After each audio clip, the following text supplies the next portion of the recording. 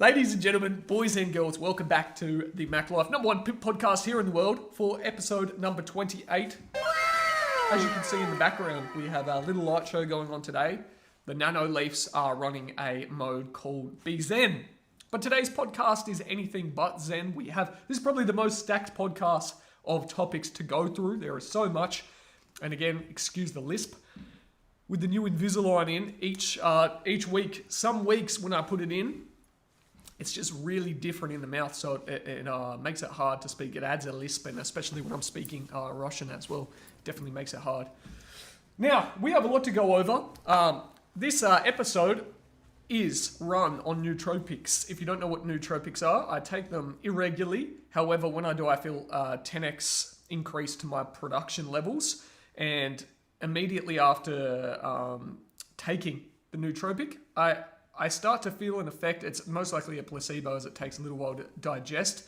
But within 20 minutes, I feel the full effect and well underway to making moves. Today was a day for making moves. The overcast days are my favorite days to really hustle down. And there's a little psychological reason why. It's because if you have a day off and it's overcast, 99% of people rule that day out. They're like, you know what? It's overcast. I've got a day off. I'm at home. No, it's a day to just relax. It's a day to read books. It's a day to play games. It's a day to just do nothing. Fuck that. When those days come and it's overcast and thunderous, I'm just like, you know what? I'm going to 10x the amount of work I put out. I'm going to 10x the amount of risk I take. And then at the end of the day, I'm going to meditate. And today, weirdly enough, it just coincides that at the end of tonight, we're having a big house party. So, ready to get into the podcast. We have a lot of topics today.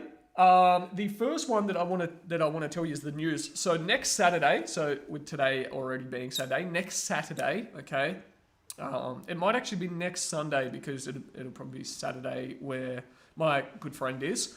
I'll be having on a guest speaker onto the podcast. He will remain anonymous. He will not be showing his face. He will not be saying his name. However, this is one, and that's for reasons that he will discuss. However, okay, he is one highly wealthy individual. In December alone, he bought himself a Rolex that is worth $500,000 US just to add to the collection. You know, owns a Ferrari, owns a range of different cars. Really cool dude, and not just the fact of he makes a shit ton of money and a lot more than myself even. Just a really good mindset, incredible mindset. So you're going to learn a lot from that podcast next week. That's going to be an exciting one. And you're going to learn a lot of relevant information. If you're in the Onlyfans space, if you're in the pimping game, one of his main businesses is that he manages 25 girls on webcam. So he has a roster of 25 ladies all working on webcam for him, bringing in money. So it'll give you a lot of exciting topics to go over. Now, topic number 2, well, that wasn't really a topic, it was just an update. So let's call this topic number 1. Here is the plan currently for these ladies. I have been running very low-level ad sets, testing in Australia. If you watch yesterday's podcast, you'll know that I've switched from Colombia and I've cut back my roster and I'm only working with girls that are bringing in over 10K US a month, where my team's focus can be 100% there, besides the few girls that I have on the roster at the moment. They're lucky that they snuck in. Okay. With the new ad sets, basically I've got enough data to understand that over 10 days, so just spending $25 a day, which is essentially nothing on ads, spending $25 a day, every roughly 10 days, I've got a candidate that's making over 10K a month that can be signed on. So at scale, we're going to leave ourselves a little bit of room for deviation because as you run things at scale, obviously the cost per result increases. You understand that if you've run Facebook ads before. Does this look dark today? Looks a little bit dark. Probably because there's no face light coming from the window. However, the new plan is pretty simple. And I'll tell you why we're not going to run it over one day. People say, I'm 10x, I'm going to run it over one day. The problem is if you spend all your ad budget on one day, it really doesn't give your ad any time to optimize. And there can just be shit that goes wrong that day. If it takes time to get approved, then you know it's going to spend the entire budget in the remaining few hours of the day. Or maybe the girl that you want isn't actually online for that one day. It might just be a fucking freak incident. So the best campaign, I usually just run them for lifetime, all my campaigns, and turn them off afterwards. However, I'm going to give my campaign a strict budget of 1,000 AUD. Now, the reasoning behind 1,000 AUD is roughly for every 250, I should get one girl on board that's turning over 10K a month USD, signed, contracted, on board, okay? Ready to work for the big Mac enterprises.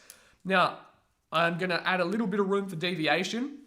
So I'm going to increase it to $1,000 over the 4 days. However, I'm also going to have a goal set for just 3 women. So my goal is set for 3 women signed up and on board. But even if I spend $1,000 and take on only 1 lady, that's still an incredible result because I'm going to break down the number for you. So with each girl bringing in already over 10K USD a month, the main thing is they're most likely not going to be leveraging the messaging correctly or the sales correctly or the pricing correctly. There's definitely value that we can add to increase revenue. Besides obviously automating the process and promoting, there is a lot we can do strictly inside of Onlyfans with the existing subscriber base to increase the revenue exponentially. A lot of girls, the majority of girls that come on board, the problem is they're actually too nervous to ask for more. They're too nervous to charge 50 for a photo. They're too nervous to charge 100 for a video. A lot of girls suffer this problem. We don't. We don't suffer this problem. Fuck, I need to get my head shaved. I hate when I have hair here. That is definitely the plan of the day, is to get this head shaved as well. Now, essentially, if we only take on 1 girl for our $1,000 ad spend, okay, so this would be good because you get to see the experiment over the next 4 days from tomorrow, because I'll set up the ads today and I'm going to explain the actual ad process in a second. But you'll get to see after reviews. It goes through the review process, usually 24 hours, and then it'll move on from there. If we get 1 girl on, or not if, I know we will, when we get 1 girl on, okay, that's 10K USD coming in. That's 5,000 on a 50-50 split, 5K USD profit, and that's assuming we don't increase the sales at all that month. That's minimum 5K. So we're putting an outlay out of 1K AUD, and we're getting back 5K USD, which is about 7, let's just say 7.5. It's going to be somewhere around there. It's probably a little bit more. 7.5K. That means we're getting a 7x ROI for our money, or a 7.5x ROI for our money. That's if we get 1 girl. If we get 2, it jumps double again. And then if we get 3, it doubles again. So the main goal is to try and get 3 ladies on board during those 4 days. However, we will be happy to even take on 1, and then we can just run the exact same campaign again. The end goal, as you know, is 10 ladies on board. Well, not the end goal, the main goal for this entire year, and that's why we will succeed, because we have an entire year to do so. The main goal for this year is to get 10 ladies on board, turning over 10K USD a month. When we have, I should say, 10 ladies on board, turning over that amount of money, that's 50K USD a month profit coming in. And then from what we can maximize inside of there and with the promotions as well, that's a 7-figure profit business running completely automated between my team. No extra time cost from myself. We have an ads process that works to attract new ladies whenever we want, and then we can look at scaling after we've achieved comfortable results there. We've got an entire year to do this. How is it not possible that we can do this? So that's the thing, is most people, they try and get rich overnight, and they're like, how can I get $1 million by tomorrow? And they try a million different methods. And the problem is they never get there because they chop and change rather than laying out a consistent plan, a consistent formula, trying, testing, tweaking until they achieve it, okay? This is pretty simple. And it's pretty low key. Only need 10 ladies in the world that are turning over this much, add the value that my team can already bring, and then we're turning over 7 figures profit a year with this business, with minimal overheads, minimal staff. Okay, it's very automated, and there's little room for potential issues. That's the main thing as well. The bigger of a scale you do things, the more room for errors. If a shipment gets fucked up when say you have 1 million customers, like Greta Van Riel, who's very big in the e-com space, she ran like Skinny Me Tea, all these things. She was saying like, it's all great. She's doing influencer marketing, killing it. She had over $1 million of sales coming in one day for a pre-order for her shipment of tea. She had it all coming in from China. And then the problem was it got locked down in customs. And because it wasn't regulated with temperature, all of that tea, okay, went off. All of the herbs went off, and they couldn't sell it. They lost hundreds of thousands of dollars in inventory. They had angry customers demanding refunds. And then not only that, they had to dispose of all the fucking kilos of empty, brutalized tea leaves. And you actually have to pay to do that as well. So and don't, like, people think that these millionaires and that, they don't have any problems. Everyone has problems, but that's why it's important that you have a structure that can minimize that from the get-go. You can minimize potential issues. By working with 10 ladies, having the ability to bring on ladies very quickly, making sure that everything's done, that everyone is receiving value, it's super easy to win, okay? Super easy to win. So that's the plan. Over the next 4 days, you'll get to see the results, and that's only topic fucking number 1. We have a lot to go over today. I'm pumped. That's not even the surface of today's podcast. So let's actually break down how I'm going to run it. I have a very clear, okay, customer avatar. So let me actually draw it up for you, because until you're turning over 7 figures, as Alex Hormozzi says, you should have one product or one service, okay, one customer avatar, and then branch out from there.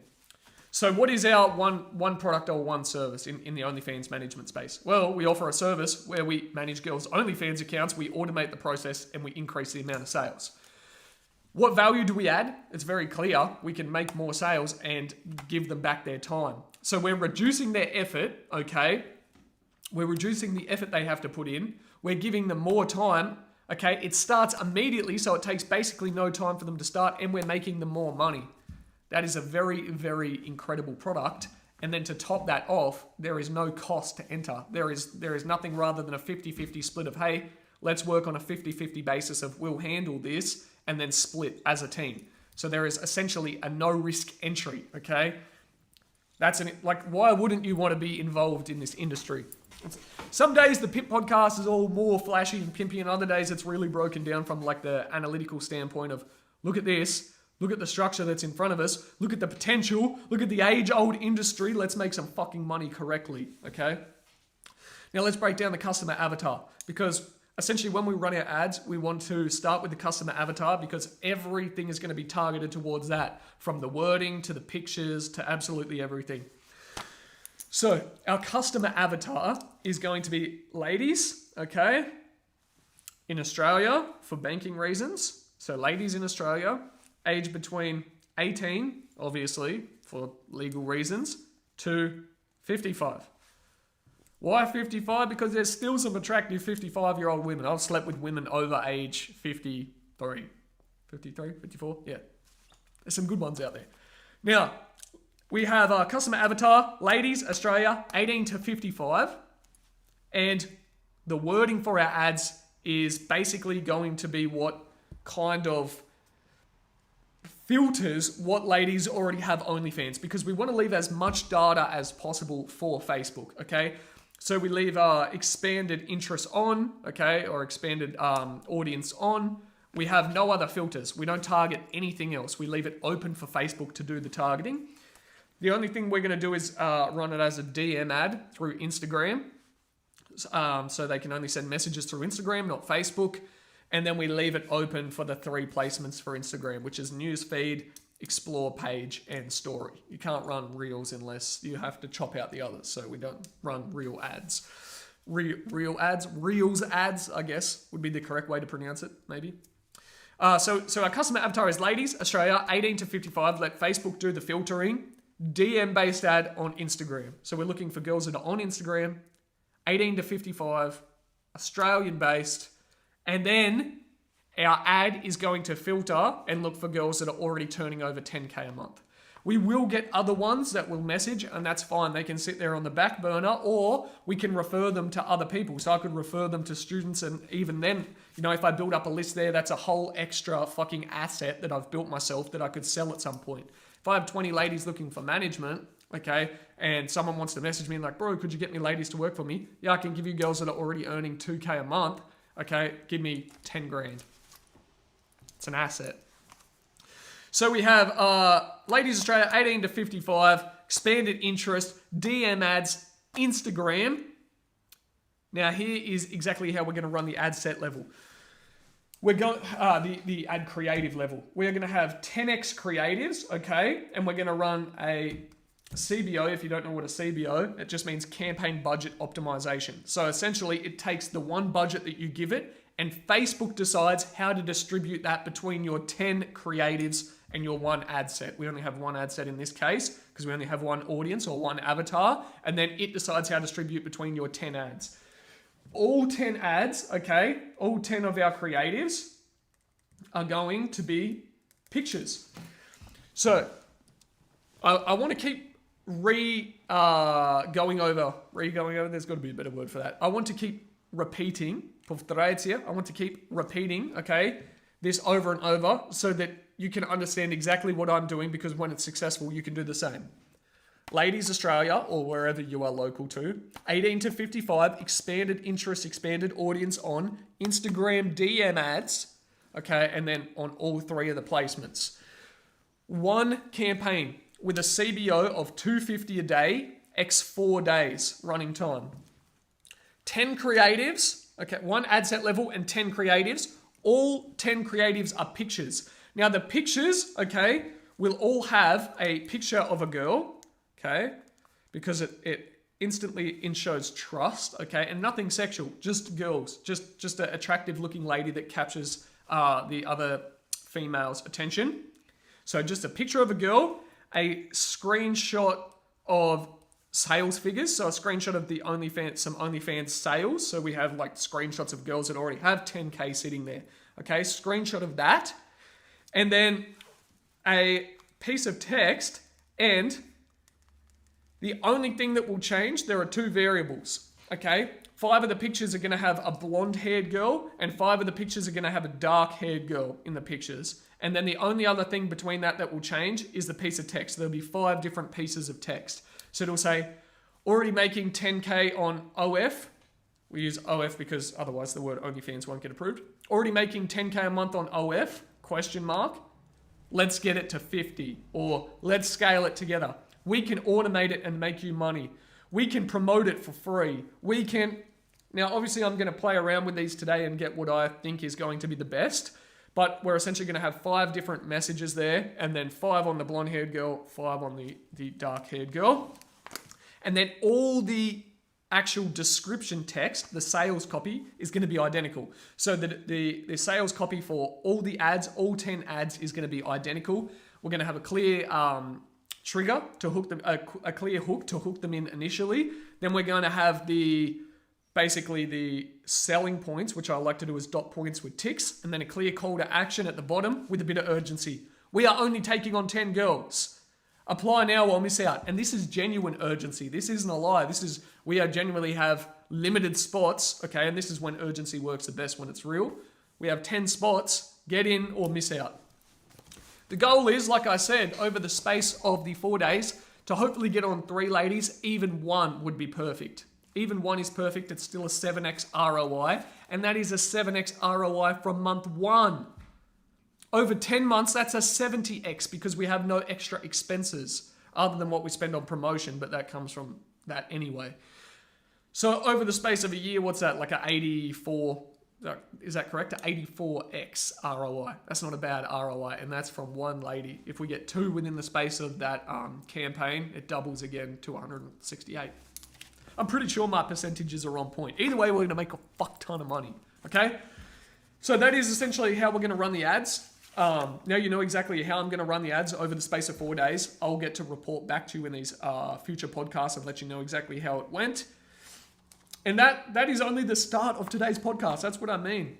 It's been a lot of talking already. We're 20 minutes in, and I've just broken down the plan and the ads and a featured guest. We still have 3, 4, 5, 6, 7, 8, 9. I think we have like 10 topics left, so strap the fuck in. I hope you're ready for a big one today. Let me just adjust that a little. So we're also running another test. This one's not going to be as complicated. It's very simple for me to tell you. This is more for promotion of my Instagram account. This is just to promote my personal brand, because even though I have a very good Instagram audience and they're all very monetizable, they're an audience that really loves my content, gets value from it, and I can monetize at any point by putting out stories, okay? I want to expand that audience now. Last year I did this heavily with ads, and it was just a byproduct of running DM-based ads that I got a lot of followers from that, okay? And then they build up trust over time and become audience members or YouTube watchers or join my email list or anything like that. This time, I want to test influencer marketing because it's a skill that I do not have. And after speculation, okay, I can see that the ROI for the correct influencer marketing far exceeds what I spend on ads. I have spent, as I said, hundreds of thousands of dollars on my personal account alone to promote my Instagram to build the following that I have. That is no lie, hundreds of thousands of dollars on building my personal Instagram. When I look at the ROI, and I'll tell you the reason I didn't do it sooner in a minute. When I look at the ROI, if I was to spend hundreds of thousands of dollars on the correct influencer campaigns, I feel I would have 100x the results I have now.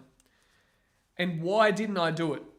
Well, number one, I got to learn how to get better at ads. So I learned a very valuable skill, a very, very valuable skill that not really many other people have. I speak to people, that are turning over 30, 40K a month as well in different areas. Like I had a chat yesterday with some guys who want to get into the Onlyfans sort of things. I'm going to help them with a package, basically just a consulting thing.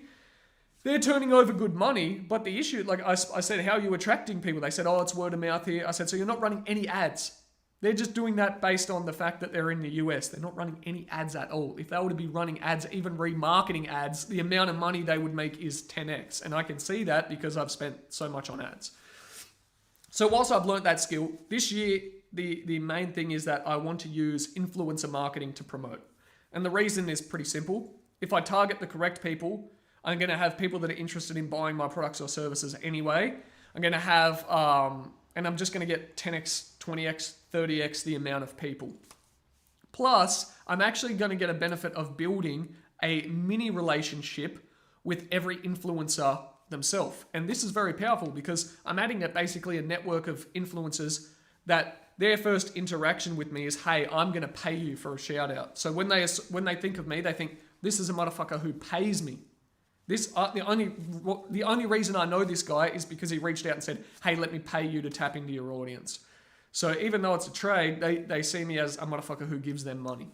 So I am building mini assets in all different ways. And these are psychological things that people don't look at. It's been a long podcast already when the screeny turns off. So the influencer marketing. How am I going to go about this? Essentially, I've just paid for an expert. I've just gone on Fiverr. I found someone with the best reviews and the most orders. That is essentially the easiest way to begin. There's no point trying to undercut. And yes, I could do it cheaper, going on Freelancer, hiring a team, reaching out to people, but that'll waste time. I'm happy to pay the premium to learn quicker, okay? So the reason I paid for the premium package from this guy on Fiverr is he's going to find me 50 influencers that I can work with. He assures that I will get a good return of them to email me back. Plus, he's going to give me the training tools and templates that he uses for cold outreach. So I'm going to learn the skill. I'm going to get a handful of influencers from that. And I've built multiple connections. From those influencer campaigns, compared to the money I spend on ads, it'll be great to see the results that come in from those. And the dude seems like a professional. He seems he knows what he's doing. He's going to target micro influencers between 10 to 50K that are all Australian based. They're going to bring on people that are interested in entrepreneurship, optimal times for posting. He's going to give me a template to organize that with all the influencers. So this year is a big learning step of influencer marketing. And I think it's going to beat the ads significantly. In terms of ROI, I think it's going to beat the ads. That obviously doesn't mean I'm going to stop ads because now I just have a handful of extra skills. I've mastered email marketing, I've mastered this and that, and now I'm just building more assets, essentially. That's influencer marketing. So the next topic, I don't even know what topic we're on today. We have quite a few. Okay, so this is a little workaround as well. So rather than risking and compromising my own BM, I have an incredible worker who handles all my messaging, okay? An incredible employee who handles all the messaging of my client's account. She does absolutely incredible work. She is more than happy, okay, to run ads through her BM because she doesn't see the point of using it anyway. She's not going to use it for anything else. She's more than happy to let me run the ads for the promo for my main page of girls, okay? So sponsored posts, all these sort of things to build up subscribers, she's more than happy to let me run them through her BM, which is no risk to me. Okay, obviously I want to keep it safe and try not to burn out the BM, but it's just a bonus. So hiring the correct people and the people with the correct mindset, okay, are so important for your team. She's been a great employee so far. You know, she has gone ahead and thought of this on her own. It's something I didn't even think of. And not only did she think of it on her own, she reported back to me and she just said, look, I thought about this. I've switched it over to a business account. I've started running ads through my account. I only did low ones to test on safer posts. Here's what I've spent. That is a person you want to keep on board long term. People who show initiative and we both have a common goal. We both have a common purpose. And there are ways to incentivize workers, giving them, you know, sections and cuts and all these things. However, they're the sort of people that you 100% want to hire and take good care of. My rule for hiring as well, if you watch my course, it's hire fast and fire fast. If you haven't bought my course yet, bruh, it's $99. Come on. Click down there, make me some fucking money. And even if you don't follow the Onlyfans path, the amount of little things that you'll learn from this, okay, they far exceed fucking $99. I don't need to sell you shit anyway. I'm already rich. This was a funny thing that I had yesterday in a Zoom call. I was chatting with one of the guys who wants to come on board, and he brought his business partner on the call, and he said, like, what are we paying you for? And I said, well, he goes, basically he wanted me to sell him whatever I'm selling. And I said, I'm not selling anything, you know.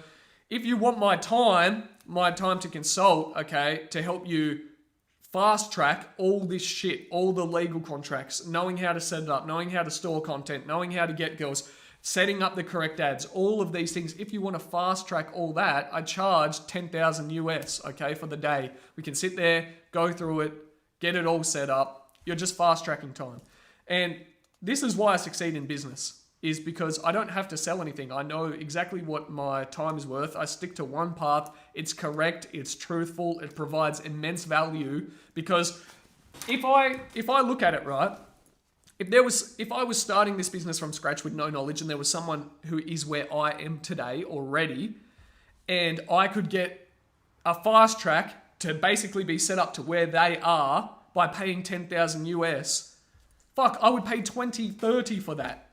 Because I'm going to pay to save the amount of time. So it's really easy to sell when you have a tangible skill. And this is why I hate the online guru coaching space. It's because a lot of people make money off doing things that they've never done before. And then they just try and market these skills. And they just say, oh, I'll teach you how to do this. And they just absolutely destroy these poor cunts. You know, it's the reason I don't like the e-commerce space. And it's one of the reasons that I even switched, even though this opportunity vehicle was the main reason. I hate the stigma of being known as the e-com guru, okay? I hate that stigma. And it's because 99% of these e-com gurus, they never ran successful e-com brands themselves. I ran multiple and still run e-commerce brands myself and have partnerships and certain things going on. You know, we have eNow right now that's turning over plus 300K this year. There are all these things that I'm involved in, and I did that before I started marketing to help people. So, yeah. Anyway, that was an extra topic. Fuck, we're already up to 28 minutes today, and I've just been rambling. But there's been a lot of value today as well. I feel if you've listened through to here and you take notes in these podcasts, there is a lot of value with what I'm saying in these podcasts. And here's a little mindset hack. I gave this yesterday, but I just want to tell you how great it works. So I'm just going to really quickly go over it again. Get yourself a ring, okay? Wear it on your finger. Every time a negative thought comes, pinch yourself so that it really hurts. Pinch yourself till it hurts, okay? If it doesn't hurt, pinch harder. Pinch somewhere else, pinch a nerve, okay? Pinch something so that it hurts, so that your brain associates negative thinking patterns with actual physical pain. Then change the finger that the ring is on, okay? So you're signifying, I have control, I can change this. Then be grateful. So think of what it was that you were fearing or anxious or nervous of, because it's usually one of those things, okay? And then think, what is the benefit? What am I grateful for that? Okay, then put it back, reset, we're done. And we've essentially closed off that thought pattern. We've told ourselves, hey, we don't think negative shit. It's painful. We can see that it's painful. We do not like it. And then you've taught your brain, I am in control of being able to change that. Anytime that happens, I want my brain to switch to a place of gratitude. So if I think of anything negative, it's instantly going to switch and operate out to something of gratitude, and I'm grateful for what I have already. I am in full control, and I don't need to worry. I don't need to think about it. Ring back on. Fucking itchy eyeball. Now, we're at 2.52k subscribers. Again, I checked my AdSense revenue today. We're up to like $30 US, so we're clocking in around $10 a day US at the moment already. It's not much, but like I said, it excites me. It's celebrating these little wins. These things are great, you know. And this is a cool thing about combined effort. People say like, oh, you know, you put in a whole year's worth of work, da-da-da-da-da. You don't get paid now, you start getting paid now, you're starting to reap the reward. But really, I am getting paid directly for the effort I put in, because those videos from the past, okay, now that they're monetized, are earning me money. So even though back then, if you look at it and you're like, oh, I'm not earning any money for these, you really are, but you're just not getting paid till a later date. And if you apply that mindset to things in life, you'll succeed very, very quickly. Now, this also has a kind of conflicting issue, because whilst you should focus on your purpose and what makes you happy, okay, it is very hard to do so if you're broke, stressed out, and not already in a place of comfortability. If you already have a job, okay, that's supporting your lifestyle before starting a business, you've managed to survive thus far, when you start a business, start it from a place of purpose that you can work on for the next 10, 20, 30 years, and you'll become extremely wealthy. I can guarantee that if you do it like that, you focus on something you enjoy, and you're operating long-term and content to pivot, but operating long-term on a single purpose, you'll become very wealthy. However, if you're struggling, broke, poor, you can't support yourself, and you're launching a business, do not launch it from a place of purpose. You need to make money, and that's why I recommend just working a job until you're comfortable. Find a job that can pay for your lifestyle until you're comfortable. Cut back all your other costs, all the stupid shit you've been buying, okay, until you're at a place of comfortability. Then focus on a business that's purposeful. Otherwise, it's almost, you know, it takes away from your success. It's like success knows when you're really desperate, and it's not going to give it to you. And it's almost because of the vibe that you put out around people. People can smell when you're desperate. People can smell when you need that money to survive. And you just come off as needy. You come off as fearful. You come off as the person who's got to do this now just to survive. And it's really not a way to make money, okay? So find a way to support your life, okay? The easiest way is to cut back everything first. Get a job, support your life, then focus on a business where you can... focus on something that's purposeful. And if you don't know what value you can bring to the world yet, that's fine. Just take more time to think. There's nothing wrong with taking time. Take time to think. You don't have to be so rushed. You're not going to die, okay? You're most likely not going to die tomorrow. Yes, you could, but you're most likely not, okay? Give yourself some fucking time. If you made it this far, you know, I'm collectively sitting up on 26 years. I'm not going to die tomorrow. I can take time to think. Trust in the universe. Trust in yourself. That's a cool part about entrepreneurship as well. The more struggles, failures, all these things that you go through, you become so rock solid in trusting yourself. Like if I lost 90% of my portfolio, my investment portfolio, if I lost 90% of my portfolio tomorrow, I can trust in myself that I can rebuild it. I'm not stressed. Now, yeah, that really brings us on to the next point, which is just enjoy the process. And it's so cliche, but when you enjoy the process, really, really, and you can focus on your long-term goal, but then while you're doing it, enjoy the moment and enjoy the flow, okay? It just makes it not just 100x more likely that you'll succeed, but 100x more fun. Don't forget to ride the wave and feel the fucking wave. If you're there, enjoy the damn wave, my man. Or girl, watching this. Or attack helicopter, whatever you are right now. Now, the last topic of the day. This is the closing topic. And this comes from today's Instagram DM. And a dude messaged me. And normally, you know, when people ask me things, I get questions all day. Why don't you do this? Why don't you do that? And people are like, why aren't you doing this? Why aren't you doing that? I normally don't even bother to reply. Not because, you know, I come from a place of superiority, but I just don't have the time to explain to someone who's most likely set in their ways of why I do things that I do, when I can just continue doing what I'm doing and continue succeeding. It just really isn't worth my time, especially if I have to waste time to relay that message to one person. And it's why I normally, okay, If I reply to someone, I've taken the time to reply to someone, I'll normally post that as a story post or put it in a YouTube video as well. Why? Because this same topic, okay, and I usually only reply if it's a repeated question that I get, instead of it just benefiting one person, it's going to benefit the mass. I can get, 100x results on the same piece of content or the same message. I can put it out to 100x the amount of people compared to one person. Now, the question that I got today is, hey bro, if you make all this money, and the reason I like this question is because he started the conversation with, look, no disrespect at all. So he's not asking out of a place of disrespect or a place of being like, why don't you, if you're trying to get me to prove something. He's genuinely curious, and I like the curiosity side of things. He said, hey bro, no disrespect. If you're making all this money from your online sales and whatever else, okay, why aren't you investing in property? And the reason that I don't invest heavily in property, okay, and I have some things set up with my dad now as well, and once that's all done, we'll be looking at moving on to a really big business that I was talking about yesterday, an actual world changer. So if you can guess what it is, comment, but you'll probably never guess. It's fucking huge. Like it's billion to trillions, okay?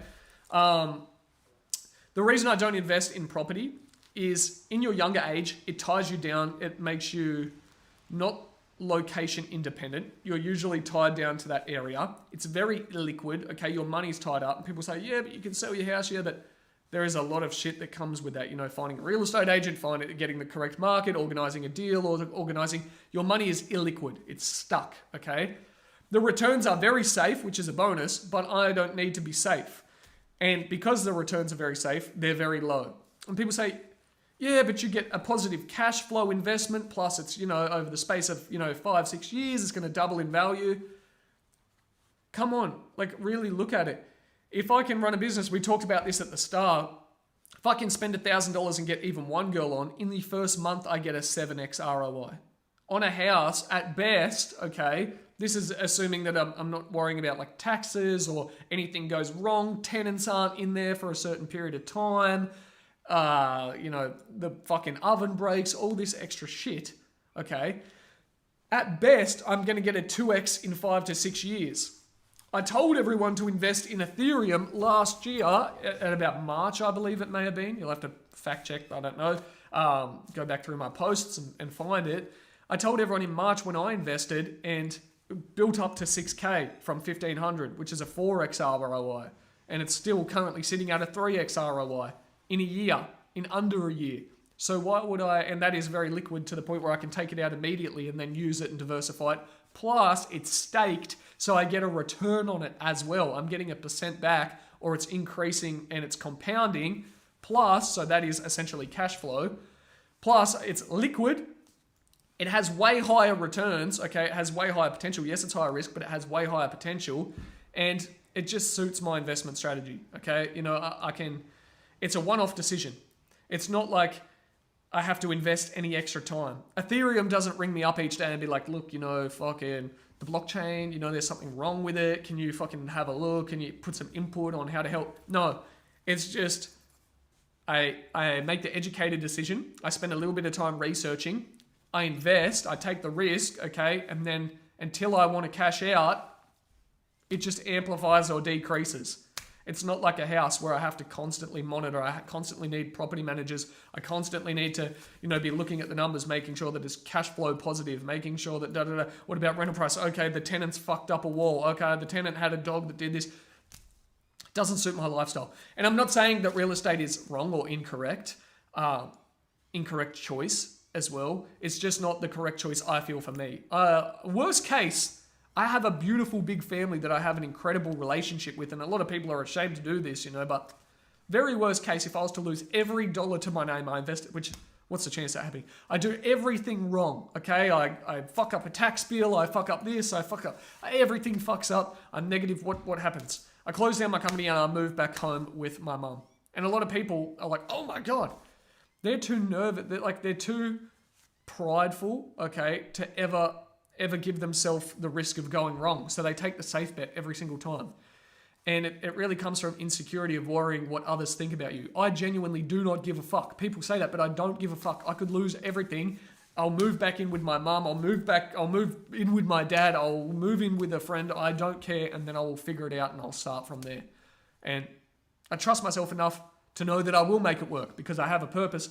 And I'm not really starting from a place of zero. I have a bulk amount of skills. I have a bulk network of people that I can instantly apply and make money. So for me, investing in property just doesn't make sense. I invest in ads and learning skills, invest in language, I invest in my network. Like I said, I pay for people's packages so that I have them as connections so I can reach out to them.